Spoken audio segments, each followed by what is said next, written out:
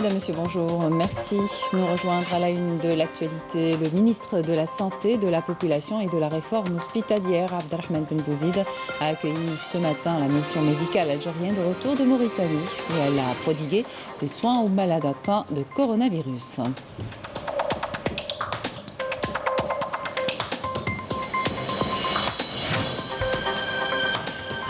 La crise sanitaire liée au Covid-19 a fait reculer les dons de sang. En 2020, une régression de 9% a été enregistrée comparée à 2019 depuis le début janvier. Une campagne a été lancée dans l'espoir d'attirer plus de donneurs.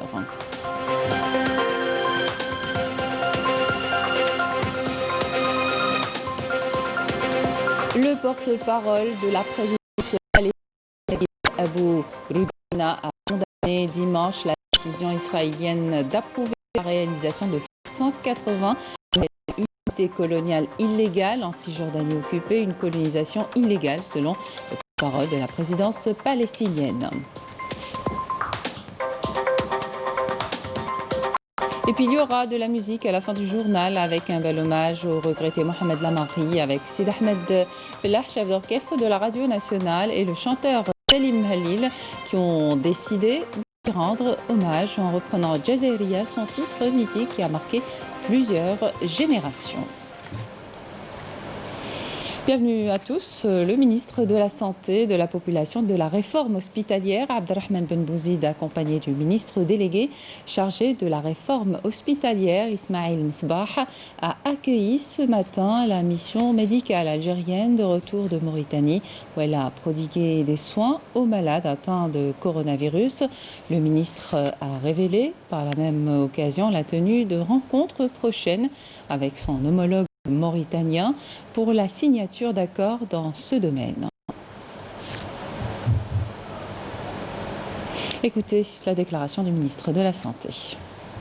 On a eu des séances de travail, on a établi des binômes avec les cadres centraux du ministère, de notre ministère avec ceux de la partie mauritanienne, et on est revenu avec un plateau pour amorcer des échanges et tout. Et en rapatriant d'autres, on a envoyé encore d'autres cadres de la formation, de la formation, le directeur général de l'Institut de santé publique. C'est à la demande des Mauritaniens.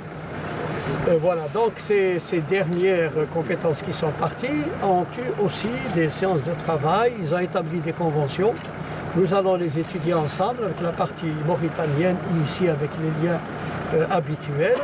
Et le ministre mauritanien s'est déjà invité pour venir. Il nous a dit, n'est-ce pas, que lorsqu'on aura élaboré tout cela, c'est lui qui viendra ici pour signer les conventions. La situation épidémiologique en Algérie à présent en chiffre 259 nouveaux cas confirmés de coronavirus, 193 guérisons et 4 décès ont été enregistrés par les autorités sanitaires. Un bilan rendu public hier par le porte-parole du comité scientifique de suivi de l'évolution de la pandémie du coronavirus, le docteur Jamal Fourar. Et puis une crise sanitaire qui a fait reculer les dons de sang en 2020. Une régression de 9% a été enregistrée comparée à 2019 depuis le début du mois de janvier. Des collectes de sang sont organisées à travers le territoire national dans l'espoir que cette année, vous serez nombreux à faire don de votre sang. Reportage Ariles Eit Hamouda. Durant le premier semestre de 2020, une régression des collectes a été enregistrée. 291 754 dons de sang, soit 9% de moins qu'en 2019. Notre président aujourd'hui, algérien, rentre dans le cadre de ces actions de solidarité à multiplier nos actions parce que nous avons constaté un manque grand en matière de dons de sang. Donc, durant cette épidémie, on a organisé plusieurs collectes de sang à travers le territoire national et en collaboration avec l'Agence nationale du sang qui est un partenaire clé du Croissant Rouge algérien. L'Agence nationale du sang travaille avec l'ensemble des associations, notamment dans cette période de crise sanitaire que connaît le pays à travers l'organisation de différentes campagnes de collecte et de sensibilisation. Nous tenons à lancer un message qui, à travers les ondes de Canal Algérie, pour l'ensemble des citoyens désireux de faire un don de sang, que toutes les mesures sont prises au niveau, que ce soit des structures de transfusion sanguine ou au niveau des collectes mobiles, comme vous le voyez. L'Agence nationale du sang a envoyé un ensemble de recommandations pour apporter d'abord une sécurité pour le donneur, pour le malade et pour le staff médical et paramédical.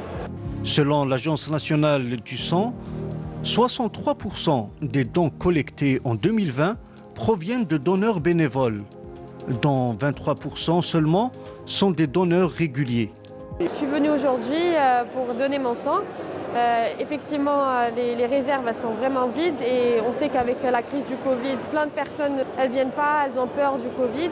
Moi je leur dis, on a pris toutes les précautions possibles il y a des masques, il y a des gels, donc à chaque fois qu'il y a un passage, donc il y a une désinfection. Il faut vraiment que vous veniez parce qu'il y a d'autres personnes qui ont besoin de nous, de notre sang. Un liquide précieux, les dons du sang, restent indispensables pour approvisionner les stocks des hôpitaux. Une réserve fragile qu'il faut sans cesse alimenter. Du manque de sang dans les structures hospitalières au manque d'espace pour accueillir tous les patients. C'est le cas à l'hôpital Ibn Sina, dans la wilaya d'Adrar, où malgré la disponibilité des chirurgiens, la programmation des malades bloque tarde à venir. Commentaire Yasmine Saudi.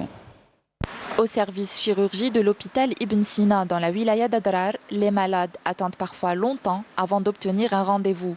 Le manque d'espace pour accueillir tous les patients persiste. Cela fait une année que mon fils devait faire cette opération. Ce n'est que maintenant que ça s'est fait. Nous sommes sur le point de faire une ablation de la vésicule biliaire. Bien sûr, toutes les mesures sanitaires sont respectées. La dégradation des locaux entrave le bon fonctionnement de cet hôpital, mais pas que. Le manque de moyens aussi, notamment le matériel médical. Une situation stressante pour les patients comme pour les médecins. Il faut qu'il y ait de nouvelles infrastructures. Il y a une grande pression ici à l'hôpital Ibn Sina.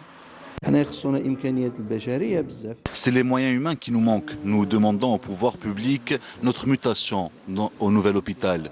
Cela nous facilitera beaucoup de choses, car le personnel médical et chirurgical seront installés dans une même structure. Dans une seule structure. Les blocs opératoires sont très étroits. Nous avons 5 chirurgiens, mais ils ne peuvent pas tous travailler le même jour. Ils effectuent en moyenne 60 opérations par semaine.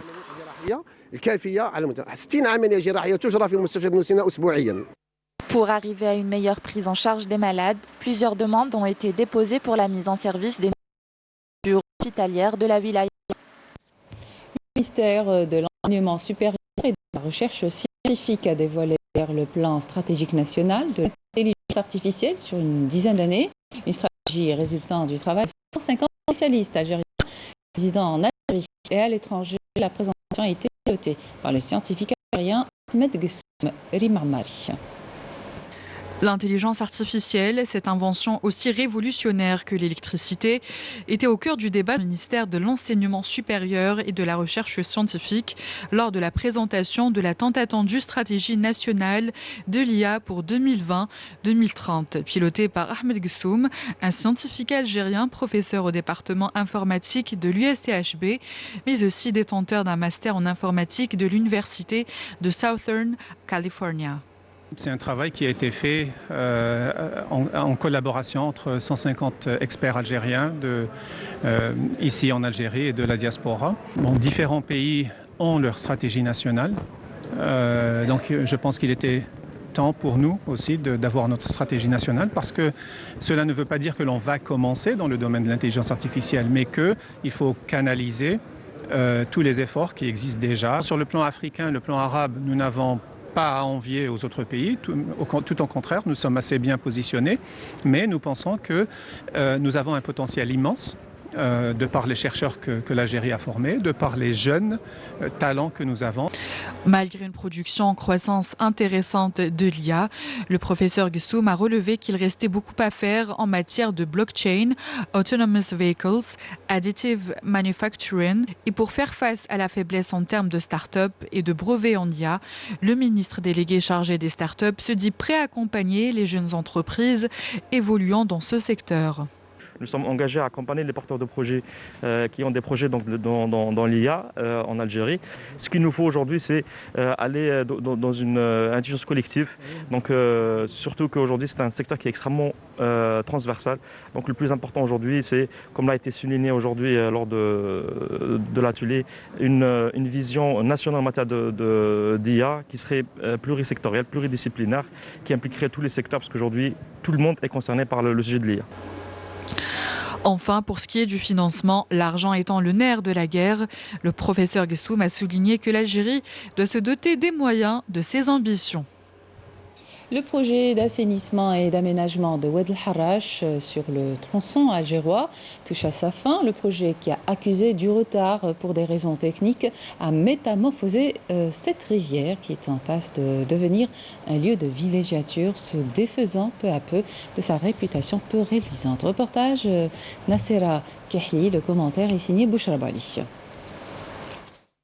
Tombé par la grande mosquée d'Alger, Oued El Harrach fait peau neuve.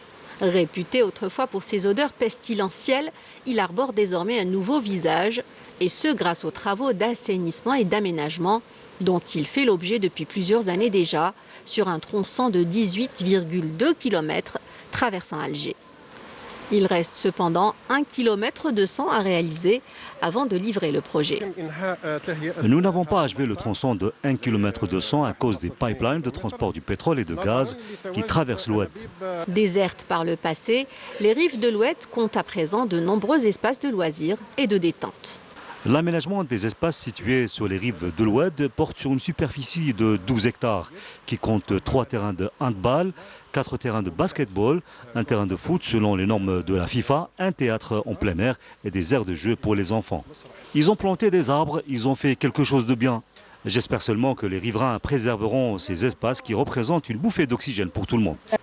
Outre la dépollution de Oued El Harrach et l'embellissement de ses rives, le projet d'assainissement et d'aménagement porte surtout sur l'absorption des crues centenales qui pourraient menacer les riverains. À l'étranger, le porte-parole de la présidence palestinienne Nabil Abou Roudeina a condamné dimanche la décision israélienne d'approuver la réalisation de 780 nouvelles unités coloniales illégales en Cisjordanie occupée. Une colonisation illégale selon le porte-parole de la présidence palestinienne qui exhorte la communauté internationale à intervenir immédiatement pour mettre fin au plan expansionniste de l'entité sioniste. Wissam Abou Zaïd, Karim Haifa.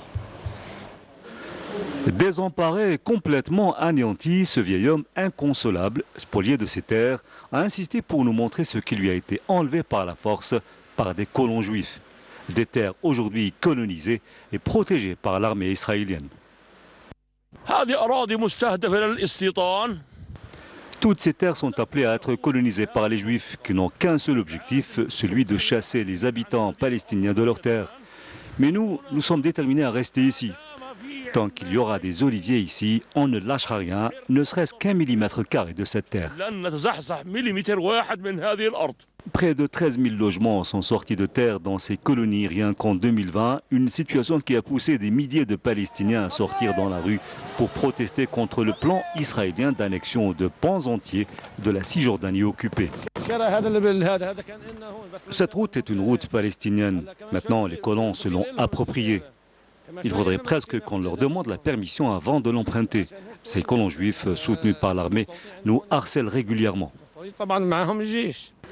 Des pays européens et l'autorité palestinienne ont mis en garde contre l'annexion de pans entiers de la Cisjordanie par l'entité sioniste, sans toutefois annoncer des mesures concrètes. Une large coalition internationale visiblement impuissante face à un gouvernement israélien tout-puissant soutenu par l'administration américaine. La colonisation sioniste des terres palestiniennes occupées a deux facettes. La première, c'est ce qu'on appelle la colonisation subreptive, soutenue par des organisations terroristes sionistes. Et c'est cette facette de la colonisation qui est visiblement beaucoup plus dangereuse qu'une colonisation clairement affichée. En incluant Al-Quds occupé, annexé par l'entité sioniste, quelques 600 000 colons juifs sont établis en Cisjordanie occupée, territoire où vivent près de 3 millions de Palestiniens. Début janvier, les autorités sionistes ont approuvé la construction de près de 2000 nouveaux logements dans des colonies, en plus de 780 nouvelles unités coloniales illégales, une annonce qui a provoqué le courroux du porte-parole de la présidence palestinienne, qui a exhorté la communauté internationale à intervenir immédiatement afin d'obliger Israël à mettre fin à ses plans expansionnistes, entravant systématiquement la solution à deux États. La Russie et le Brésil ont démarré leur campagne de vaccination anti-Covid-19 et la France et le Royaume-Uni ont élargi la leur dans une course à l'immunisation qui a vu plus de 40 millions de doses de vaccins déjà administrées dans le monde. Le centre-ville de Washington avait des allures de camp retranché hier lundi à 48 heures de la cérémonie d'investiture sous haute surveillance du président élu américain Joe Biden qui a de nouveau appelé à l'unification d'un pays divisé et à la veille de son départ, Donald Trump a annoncé lundi la prochaine réouverture des frontières américaines aux ressortissants européens de l'espace Schengen, aux Britanniques, Islandais ainsi qu'aux Brésiliens à compter du 26 janvier. Sport football, la sélection nationale des U17 s'est imposée face à son homologue libyenne pour le compte de la première journée du tournoi UNAF qualification à la CAN. Les buts de la partie ont été inscrits par Anis Ouchaouch, Omar Mohamed et Djibril pour l'Algérie et Abd Nabi et Hamza Boualem contre son camp pour la Libye. Pour son second match dans le tournoi, les Verts feront face à la Tunisie dimanche prochain. Commentaire Sarah Derbel. Pour son premier match de ce tournoi UNAF qualificatif à la CAN 2021, l'Algérie réussit ses débuts en s'imposant sur un score de 3-1 face à la sélection nationale de la Libye. Les poulains de Mohamed Lasset ont entamé cette rencontre avec une grande détermination pour ouvrir le score et avec une possession de balles largement en leur faveur. Les Libyens ont plutôt joué avec un bloc bas et ont bien défendu leur zone tout en procédant par des contres. Les visiteurs ont ouvert le score une demi-heure après le coup d'envoi par l'intermédiaire de Abdoul Nabi. Les Algériens ont réagi 8 minutes après et ont remis les pendules à l'heure grâce à Anis Ouchouech et terminent la première période sur un score d'un but partout. En seconde période, les coéquipiers d'Imran Moussaoui ont inscrit un second but. Après un centre de Zouliani, Omar Mohamed réussit à tromper la vigilance du portier libyen.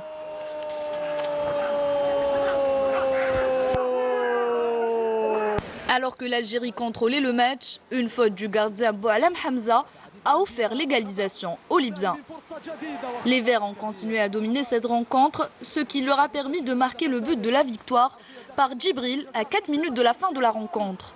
Une victoire méritée qui met les Verts dans une bonne position. Je pense que notre gardien a fait 2 erreurs de jeunesse, mais en même temps, il a fait un arrêt, un troisième but, c'était pour nous le cas. Donc c'est un gardien qui apprend, nous on prend les choses comme elles sont. On a fait le maximum, toute la durée du match, on a essayé d'attaquer au trans. C'est vrai, c'est des jeunes, des fois on laisse derrière des espaces, mais je pense que les jeunes méritent, ils avaient de la grinta, ils avaient des séances en jeu. Je les remercie et je peux même avancer qu'on pourra faire le match de Tunisie mieux que ça. Inch'Allah, on va sur une qualification qui va faire du bien pour le football des gens en Algérie, nos joueurs et surtout les supporters. La deuxième et dernière rencontre des Algériens les opposera aux Tunisiens le 24 de ce mois. Qui ne se souvient pas de la chanson Jazairiya du regretté Mohamed Lamari? Sid Ahmed Fellah, chef d'orchestre de la radio nationale, et le chanteur Salim Halil ont décidé de lui rendre hommage en reprenant ce titre mythique qui a marqué plusieurs générations. Halim Maouchi. C'est sans nul doute le plus mythique studio du pays. Celui qui a vu défiler les plus grands noms de la chanson algérienne et qui a vu naître de nombreux tubes restés indémodables.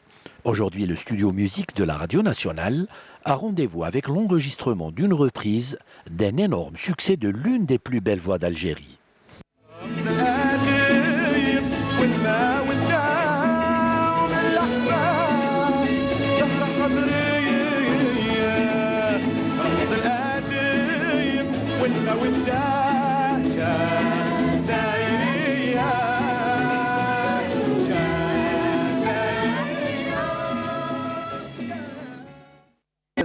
Le micro de chant, c'est bon. L'heure est au dernier réglage avant l'arrivée de Salim Hellil pour le début de l'enregistrement. Donc ils donnent une petite rectification, on entend l'enregistrement. Pour Salim Hellil, l'idée de reprendre les titres du regretté Mohamed Lamari est un projet qui ne date pas d'aujourd'hui. C'était l'année de l'Algérie en France. كان معايا محمد العماري في le même gala. Donc كنا قاعدين de notre retour كنا قاعدين في l'aéroport de Marseille. قال لي سليم قال لي les chansons تاعي ça te va merveille مع la voix ديالك. Donc je te permets باش تعاودهم. قلت له oui, قلت له même c'est un honneur pour moi باش نعاود des œuvres تاع un grand monsieur qui m'entend. Il était ému, il était très content. Mohamed Amar Allah yarhamou, c'était quelqu'un il avait un grand cœur quand même. À peine arrivé, notre chanteur se met déjà au travail avec l'incontournable exercice de l'échauffement vocal.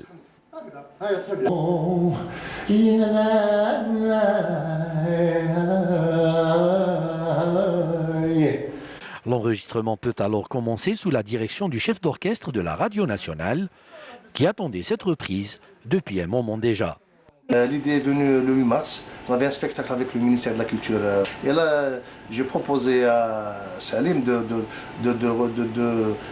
reprendre la chanson de Mohamed Ammari parce que dans la salle, il y avait une très bonne ambiance à l'occasion du 8 mars. On m'a relancé l'idée. Après, on a relancé l'idée juste l'enterrement. On s'est buté à l'enterrement de notre grand maître Mohamed Ammari Birahmou. Je lui ai demandé qu'on doit reprendre la chanson de Mohamed Ammari, déjà en hommage en tant qu'interprète, chanteur, il a donné beaucoup pour la chanson algérienne et aussi pour rendre hommage indirectement pour la femme algérienne. Pour notre maestro, le défi est de donner une nouvelle âme à la chanson sans pour autant la dénaturer. Pour la chanson, j'ai essayé de lui donner une touche actuelle. Même pour les instruments, j'ai pas mis beaucoup d'instruments pour aérer la chanson et pour l'arrangement, pour tout ce qui est harmonie, j'ai juste utilisé les violons, les cuivres et le rythme, comme vous voyez, le rythme c'est un rythme moderne qui marche très bien avec la chanson. Après plusieurs prises, tout le monde semble apparemment satisfait du résultat final. Ça va, bien sûr. غنيت شويه على سليم هليل باسكو ولا درت على سليم ولا درت على محمد العماري بور موا جي ريان في مع لابور تاع سيد احمد فلاح اللي عطى لها من نوتر ام تاع لا شانسون مع لا فوا تاعي مع لي مانيير كو جي في. Donc j'espère, mon souhait le plus grand souhait que j'ai, Inch'Allah qu'elle va plaire au grand public algérien.